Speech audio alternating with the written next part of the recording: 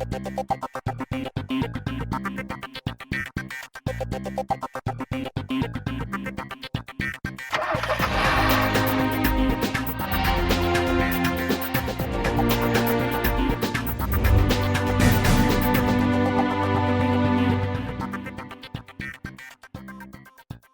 always super exciting when a new brand enters a market for the first time, and it is time for the French brand Citroën to finally drive into the Indian market.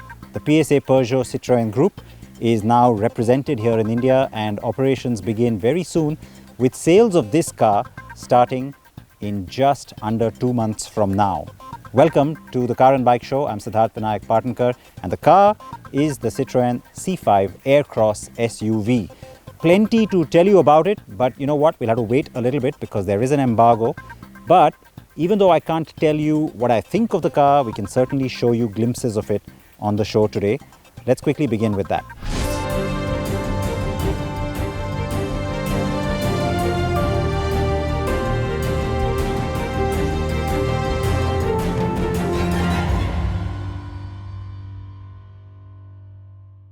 All right, so that's something to look forward to, but in that same sort of segment and price point arrives another SUV, the Tata Safari. Now, you saw a glimpse of that on the show last week, but it is time to give you the full-fledged review because so many of you have so many questions on the Safari. In just under 2 years, this 3-row SUV from Tata Motors has undergone massive transformations, at least when it comes to its name. The 3-row Harrier, or H7X, started as the Buzzard at the Geneva Motor Show in 2019, became the Gravitas when it made its way to India at the Delhi Auto Expo a year later. And now, after almost another year, it is market ready with another rechristening. Now, we last saw a Safari on sale in a Tata Motors showroom in 2019, and now it is back.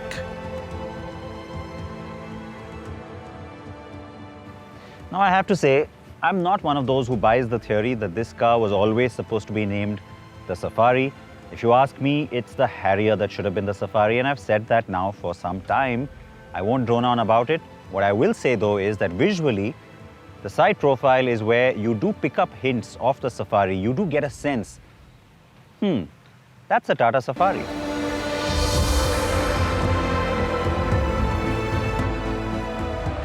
But that's where any similarity to the Safari ends and all the similarities to the Harrier begin. Yes, you won't be wrong if you think this looks like a Harrier, because it does. But I have to say there are certain subtle differences, and the grille is probably the most stark difference. You have a different grille pattern completely. You see the now famous tri-arrow design, as Pratap Bose likes to call it at Tata Design. It really is emblematic of the new look at Tata Motors, and it's nice. It actually looks pretty upmarket, and for once I have to say, I like the chrome finish. I like that it's finished in chrome.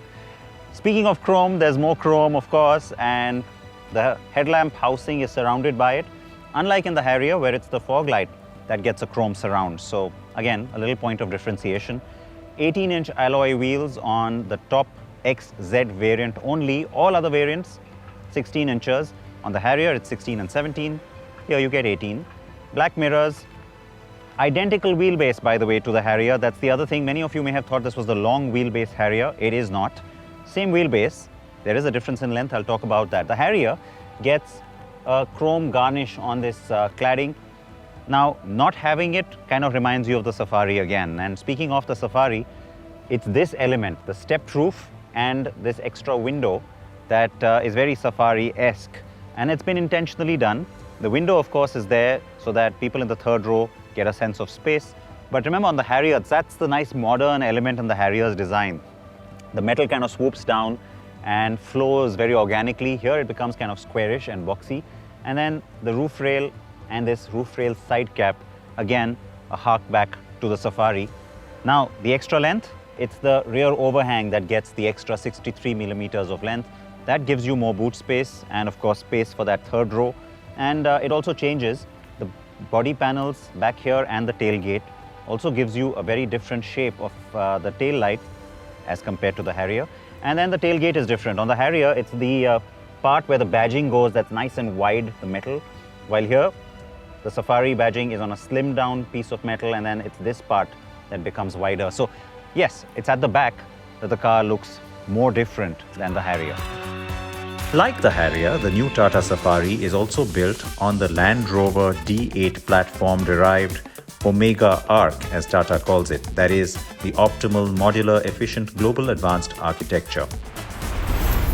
It is 4,661 millimeters long and 1,786 millimeters high. Now that is 80 millimeters more than the Harrier, largely owing to the stepped up roof. The width of 1894 millimeters and, more importantly, the wheelbase of 2741 millimeters remains exactly the same as the Harrier. There are just 3 color options on the Safari: Royale Blue, Daytona Grey and Orcus White.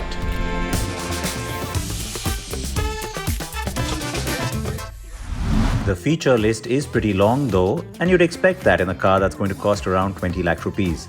Just like the touchscreen, the 9-speaker JBL system, 7-inch TFT display instrument cluster, electrically adjustable driver side seat, leatherette upholstery and the electronic parking brake only find their way on this top XZ variant. The option of a big panoramic sunroof, which Tata calls Majestic Sky Dome, is also available only on the top 2 variants, while captain seats on the second row are also only on the top trim. All other trims get a bench seat with a 60-40 split ratio. Using the Boss mode, the front passenger seat can be pushed forward, a feature that helps create more legroom in row 2 when no one's sitting up front. You can also slide the second row seats and recline them. Access to the third row though is a bit cumbersome as a result of the wheelbase not being increased. In its presentation to us, Tata Motors said the third row is very comfortable, very generous and very well designed even for long distances. Every car maker who makes a car with 3 rows will tell you that about their car. But the truth is, the only vehicles which have comfortable third rows are large intercity buses. Now, that said, yes, I have to appreciate the sense of space back here. It is pretty remarkable given that the length of the vehicle has only increased by 63 millimeters.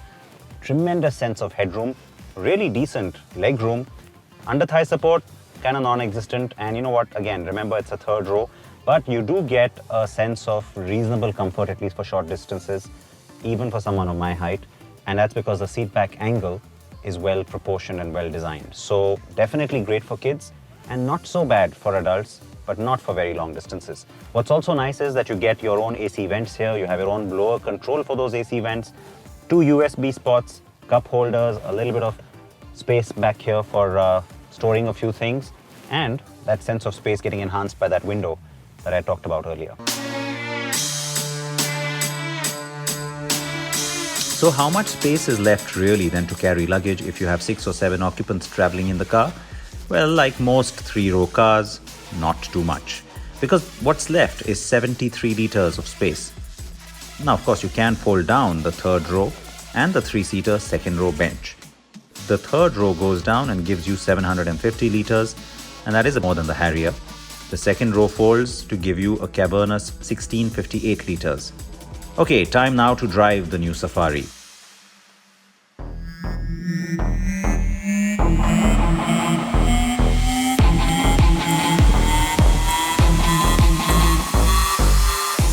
Now we know this engine from before. The 2-liter 4-cylinder turbo diesel does duty on the Harrier as well, so nothing changes when it comes to figures. At your disposal is maximum power of 168 bhp, peak torque of 350 Nm that kicks in at 1750 rpm and stays on till 2500 rpm. And the good thing is that unlike a few of its recent cars, including the Harrier, Tata is offering the manual and automatic option right from word go. I began with a 6-speed manual. Now, does the additional weight of 75 kgs along with that extra length and height change the dynamics over the Harrier? The car handles well. There's a reasonable sense of cornering, good amount of control, and you don't get a sense of the big bulk of the car all the time, though yes, At times when you're at higher speeds, you do get a sense of how big this car is, and that's where there's also some body roll that creeps in, which is a little bit annoying. Outside of that, I think the stellar achievement for Tata Engineering is just how great the ride quality is. For many people who will come and test drive and then subsequently own the Safari, that's the big takeaway.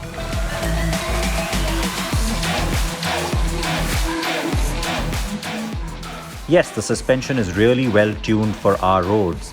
On the whole, the Fiat-derived drivetrain does well, but the gear shift could be a bit smoother, and its throws could also get shorter to make it more convenient for the driver.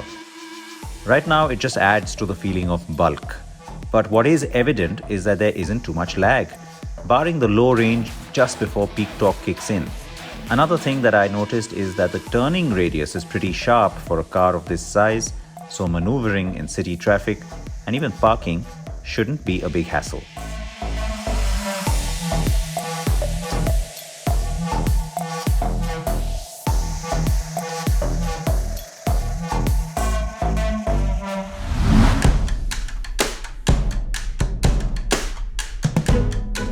The automatic gearbox is something a lot of CNB viewers have been asking us about. The Harrier got it last year, and yes, the Safari gets the same. Now this Hyundai torque converter gearbox is something that we've seen before. It's very smooth, it's very easy to use, and I have to say that from a performance perspective, you won't be disappointed by it. Is it electric and really quick? Of course not. But then, we've also got a little spoiled by using a lot of DCTs these days in so many cars, right? The real highlight for me is the fact that the Safari drives in with an automatic transmission from word go. At least they're not going to make us wait eons for that, because I do believe in this segment, especially at this end of the market, a lot of people will want auto. The automatic certainly feels a lot more refined to drive, and given a choice, I'd go for it over the manual. And since Land Rover DNA is in play here in more ways than one, Tata says the car is equipped enough to take on challenging terrain even without all-wheel drive. Like many Tata models, the Safari also gets drive modes, so you have City, Eco and Sport. And yes, there is a perceptible difference, at least between City and Sport for sure. But there's also a terrain response system a la Land Rover. Rough road mode activated. Rough road mode. Wet mode activated. Wet mode. And then City drive mode activated. Back to the standard city drive mode. Now, I don't have very rough roads today, but yes, I took it off into a broken section, and of course there the car did just as well. Though I have to say it did pretty well even in city, because I wasn't off-roading, and that is where the Safari brand name comes in. To a lot of people, Safari is synonymous with four-wheel drive. It always was like that. Tata insists that it's too small a market in terms of the actual percentage of buyers who will opt for a four-wheel version for them to actually make one, but the platform supports it. Of course, it's a Land Rover platform, we know it supports it. For now, there is no 4x4. From a brand perspective, that could hurt. From a sales perspective, okay, I agree. Probably not. The work that Tata has done on improving refinement levels of the drivetrain really does come through, and without a doubt, the sport mode is definitely more fun to drive. It is more responsive. The list of safety features is quite long here. Dual airbags, ABS or anti-lock brakes, with ESP or electronic stability program, disc brakes on all wheels, hill hold control and traction control all standard. 6 airbags, hill descent control and ISOFIX child seat mounts can only be found on the top trim. You do get tire pressure monitoring, cruise control and a reverse parking camera too. Tata will do well to keep prices close to the Harrier, which starts at 13,99,000 rupees and goes to 19,05,000 rupees ex-showroom. For reference, the MG Hector Plus diesel is priced between 14,66,000 and 19,13,000 rupees, while the Innova Krista diesel ranges from 16,64,000 to 24,33,000 rupees.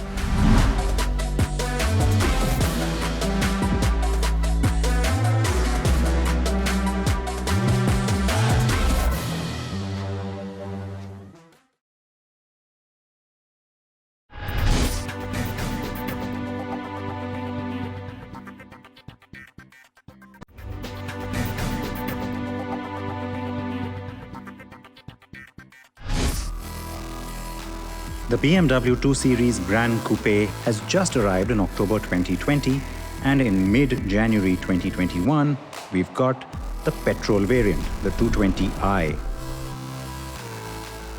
Now, when I drove this car up in the hills, I was the first one to tell you that we will have the petrol variation very soon. It's happened in under 3 months of that car arriving, and this color too, like that one, is absolutely sensational. It's called Snapper Rocks. Yes, Snapper Rocks makes as much sense to you as it does to me, but it is gorgeous nonetheless. The car I drove last was Misano Blue, also stunning, right? At the time, I had told you that a petrol was on the way, and that the 2 Series Grand Coupe is the ideal mascot for brand BMW. The car is extremely sporty, taut, and well engineered. So, my expectation was that just like the 220D, the petrol 220i will also offer some banging performance. It does. In fact, it will do 0 to 100 kilometers per hour in 7.1 seconds, almost half a second faster than the diesel. Now, as expected on a BMW, the car feels properly stiff, and the driving character isn't very different to the 220D, which is a good thing in a way because, the two variants are fairly closely matched. You do have a few differences besides the fact that, of course, this is a petrol. And the biggest is that it gets quick shift control on the automatic transmission, which helps with much quicker gear shifts, as the name suggests, especially when you're using the paddle shifters.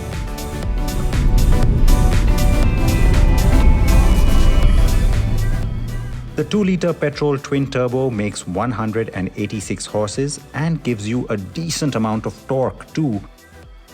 The sporty nature is enhanced by the fast-changing gearbox. All this is familiar BMW territory though.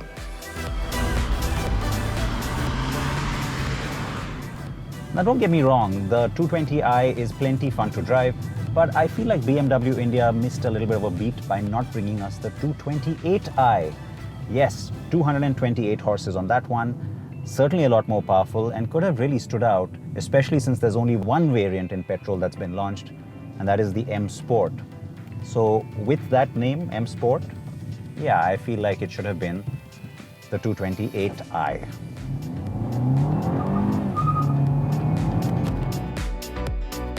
Having said that, the 220i is still loads of fun. The handling and cornering are just sublime, easily making this car a superb benchmark for its segment. And hey, even a segment above. The soon-to-launch Mercedes-Benz A-Class sedan, and if and when we get the new Audi A3, will have their work cut out for them. Now, the car is an absolute rocket to drive. It's a lot of fun, and you really find that comes alive in sport mode. I know I'm sort of stating the obvious here, but it's meant to be said.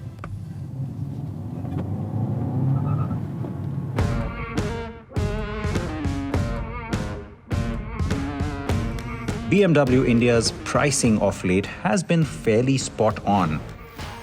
The petrol 2 Series Grand Coupe is priced smack in between the two diesel variants' pricing. At a shade over 40 lakh rupees, that makes it pretty attractive, especially given its M Sport trim and all the tech and kit you get.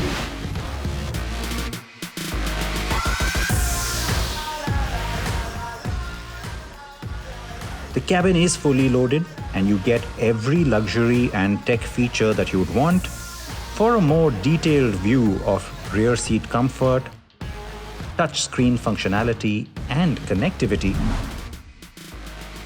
watch my review of the 220D.